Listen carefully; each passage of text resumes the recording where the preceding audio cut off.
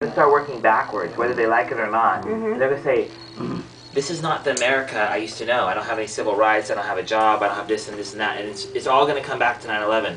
And there's so much evidence, unlike the Kennedy assassination, unlike MLK, all these other events, that this information, I mean, we've burned just in San Diego, not hundreds, but thousands and thousands of CDs, and all around the United States and the world. I mean, there's over 80 meetup groups just in Europe. And so this truth is coming out whether they like it or not, and they're damned if they do, they're damned if they don't. If they talk about it, it's coming out. If they don't talk about it, it's coming out. So either way, the truth is coming out, and this is gradual. Yeah, you know? Exactly. And it's not leaps and bounds. It's just kind of like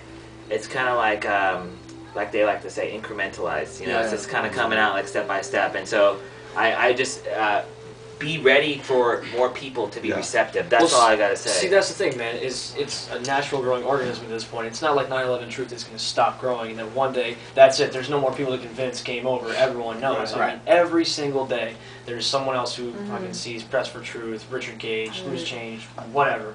Doesn't matter. There's a point that every day another person, at least.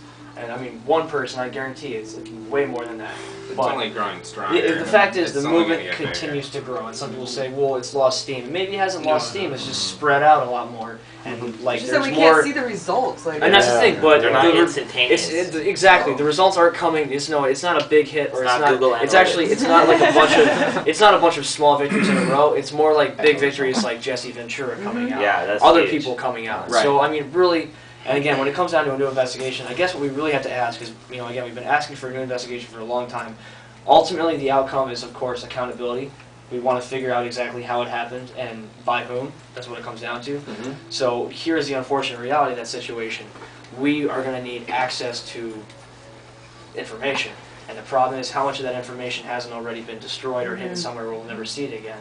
And I'm not bad-mouthing a new investigation in any way. I'm just saying, like, the way I see it is that the whole purpose of a new investigation would be to get those documents released that we've never seen, to see the videos that have been kept from us for a long time, and to ultimately figure out the who, what, when, where, and why of the whole thing. And for that kind of information to be delivered to us, I mean, if we actually got that information, that's pretty much the end of it. But how are we going to get it? Right. How do we get there? Right. I just wanted to put my 2 cents in on the grassroots, some of the movements and different things we can do. Is I find the anti-war movement, I've been to a couple of the protests in my town and talked with them, and it's very fertile ground for what we're doing. Because a lot of people, I mean, they're already angry at the government, they see a lot of lies going on, and